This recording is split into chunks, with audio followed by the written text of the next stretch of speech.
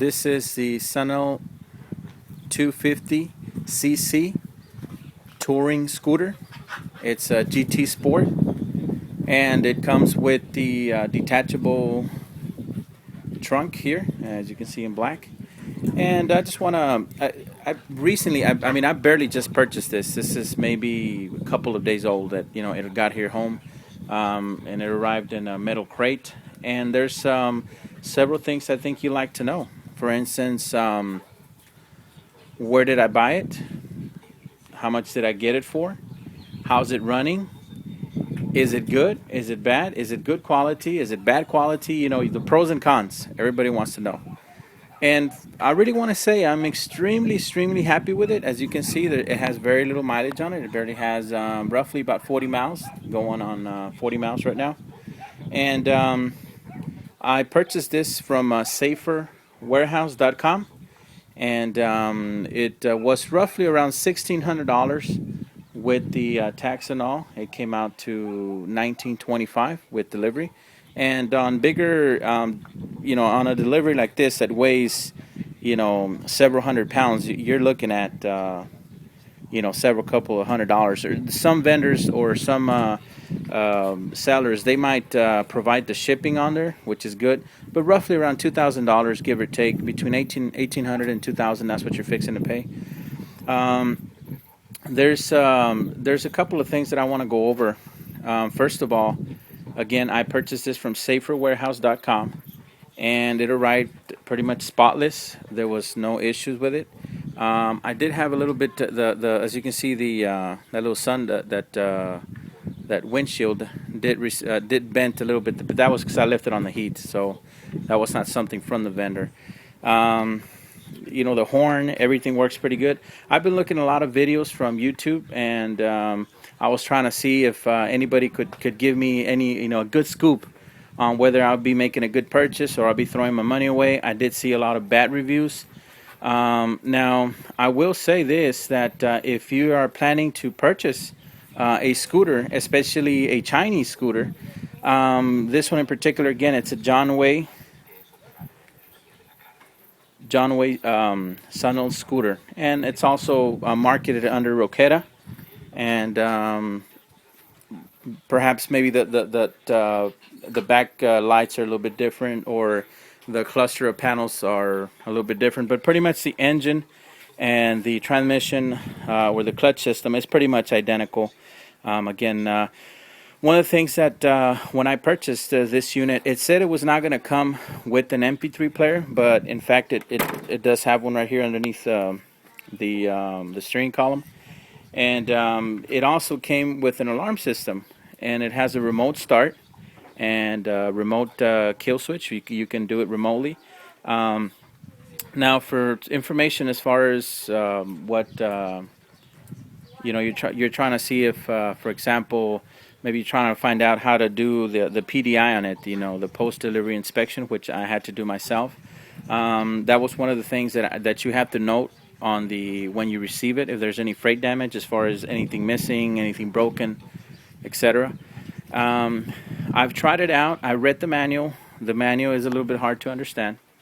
It does have it's in translation from Chinese to English.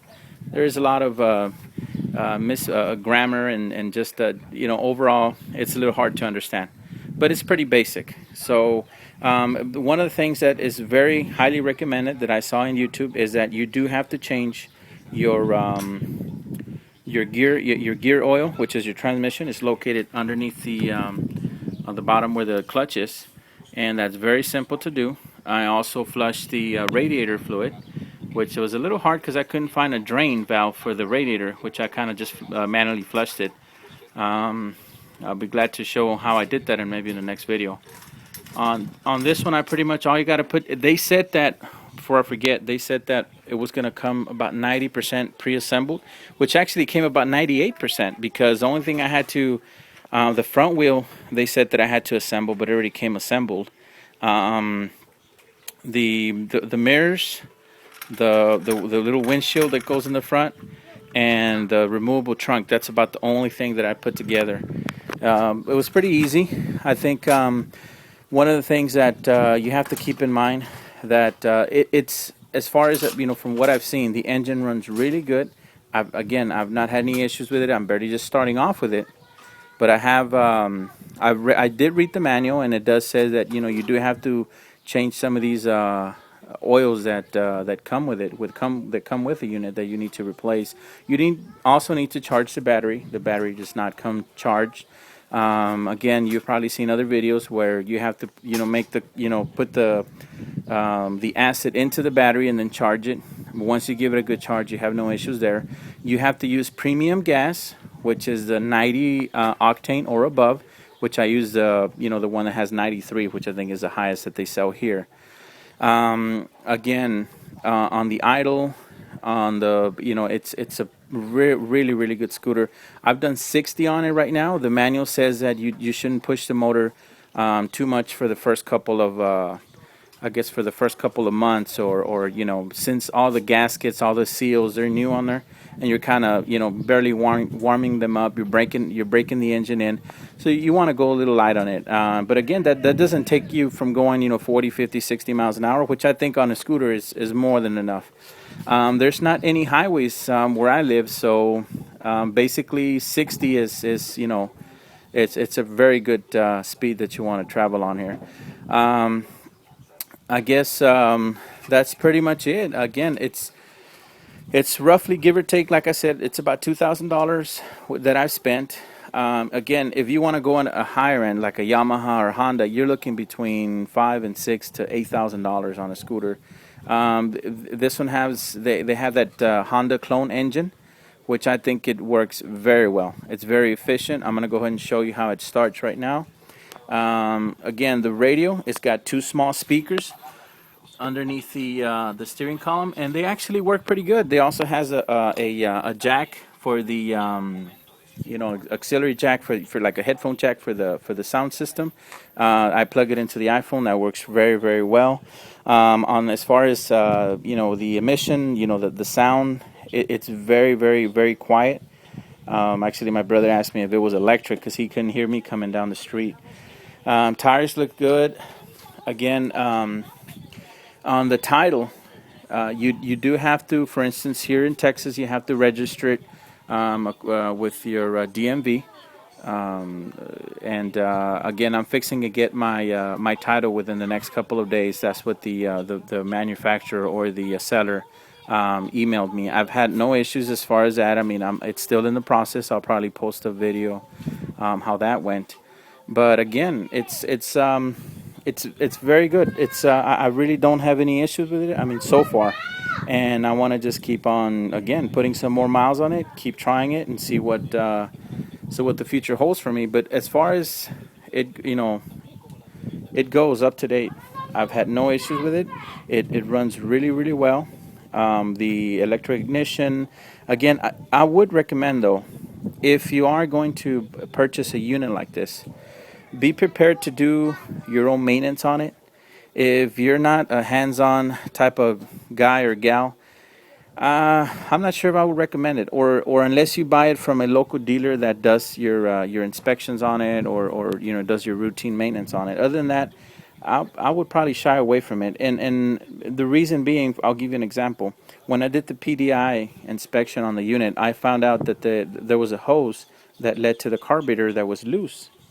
This could have happened in transit. Again, these are overseas. They're coming in from overseas. They're imports. So I mean, I would expect something like that to be on there. But again, if you have little or no knowledge as far as what the engine needs, as far as the hoses that go into it, or which hose leads to the radiator, or which one goes to the gas tank, such little things like that. I think if you know a little bit about mechanics, just the basics, if you've done like oil changes, maybe a brake job, stuff like that, I think you should have no issues with it, because you can recognize a problem before it goes into major. For it, anything, you can avoid any major maintenance down the line.